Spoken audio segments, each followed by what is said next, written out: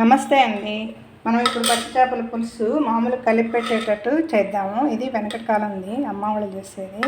దీనిలో ముందుగా ఉప్పు, కారము, పసుపు, ఉల్లిపాయ పెద్దది ఒకటి తరిగేసాను, 4 పచ్చిమిరపకాయలు తరిగేసానండి. దీనిలో తగినంత నూనె పోసాను, అంటే మూడు గరిటెల నూనె పోసాను.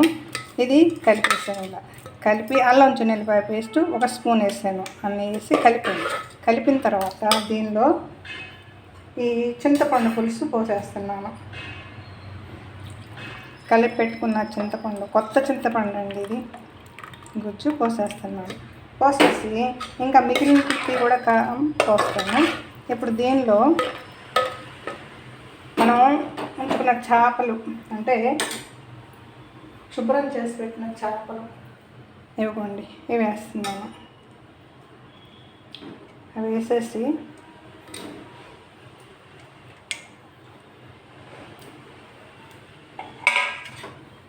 కలిపి, అంటే అంత మసాలా అంతా వేసేసామండి. దీంట్లో ఏమీ మనం వేయనదంటూ ఏమీ లేదు, అన్నీ వేసాము. పోతే ఇంకా చింతపండు పులుసు ఇంకా కొంచెం పోసుకోవాలి మనం. ఇప్పుడు స్టవ్ వెలిగిద్దాం.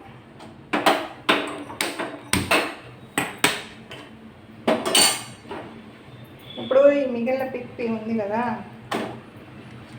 దీనిలో వాటర్ వేసి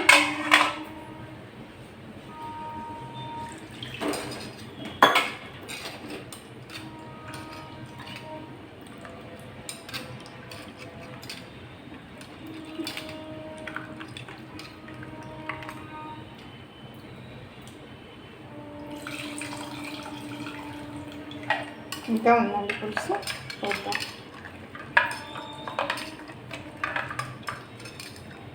ఉప్పు, కారం, పసుపు వేసాను. దానిలో పెద్ద ఉల్లిపాయ సన్నది తరిగేసాను, 4 పచ్చిమిరపకాయలు తరిగేసానండి. ఆయిల్ వేసాను. బాగా కలిపి అల్లం వెల్లుల్లిపాయ పేస్ట్ 1 స్పూన్ వేసి కలిపి చింతపండు పులుసు పోసి ముక్కలు వేసాను. ఇంకా వాటర్ పడతాయి, పోసుకుందాం. ఈ మసాలాలు ఇవన్నీ ఏదేదో వేసుకోకుండాను, ఇది ఈ ఎండాకాలం మసాలాలు అంటే కొంచెం ఇబ్బందిగా ఉంటుంది, కానీ చేపల పులుసుకి ఇంతే, చేపలు పులుసుకి ఇంతే చేసుకున్నాం.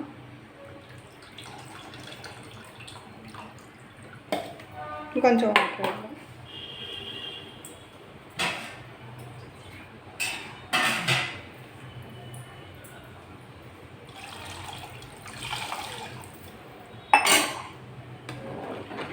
చూడండి. ఇప్పుడు కొంచెం పొంగు వచ్చి ఉడికేటప్పుడు ఉప్పు, పులుపు, కారం ఏమైనా తగ్గితే చూసుకొని వేసుకున్నాము. ఇప్పుడు దీనికి ఎప్పుడే కొత్తిమీర, కరివేపాకు వేసేద్దాం. ఇదో కొత్తిమీర, కరివేపాకు కూడా ఇప్పుడు వేసేస్తున్నాము. అంటే ఒకేసారి కలిపి పెట్టినవి, కాకపోతే కొంచెం వేయించి పెట్టిన మెంతి పొడి, లైట్గా వేయించి పెట్టిన మెంతి పొడి కొంచెం అంతే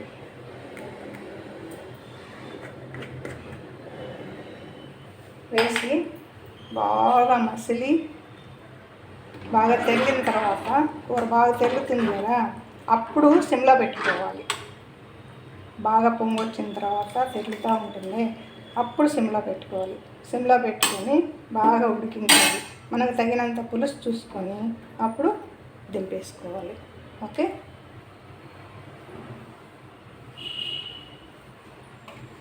తగినంత, అంటే చారు కానీ కాదు, గుజ్జు కానీ కాదు, మీడియం, మనకు తగినంత.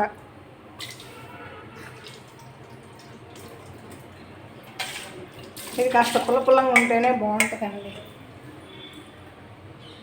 కాబట్టి ఇది పొంగు రాగానే తగ్గిద్దాం. పొంగు వచ్చిన తర్వాత సెగ తగ్గించేసుకొని అప్పుడు ఉప్పు, పులుపు అన్నీ చూసుకొని, చాలకపోతే ఏవైతే తగ్గినాయో అవి వేసుకొని బాగా కళాపళ్ళ బాగా తెరిలిన తర్వాత కొంచెం సేపు అయ్యాక మనం సెగ తగ్గించుకొని పెట్టి బాగా కూర దగ్గర పడేదాకా ఉడికించుకున్నాం. ఓకే,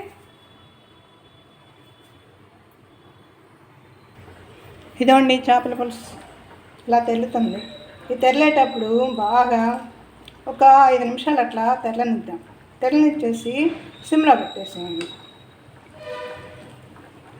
ఇప్పుడే ఉప్పు, పులుపు, కారం అన్నీ చూసుకొని ఏమైనా తగ్గితే మీకు వేసుకోండి, లేకపోతే లేదు. నాకైతే అన్నీ సరిపోయాయి.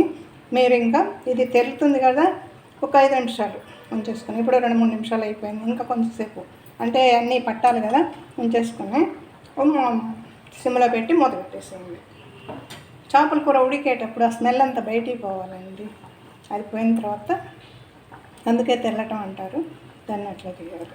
ఓకే, ఇంకా వేసేది అంటూ ఏమీ ఉండదు.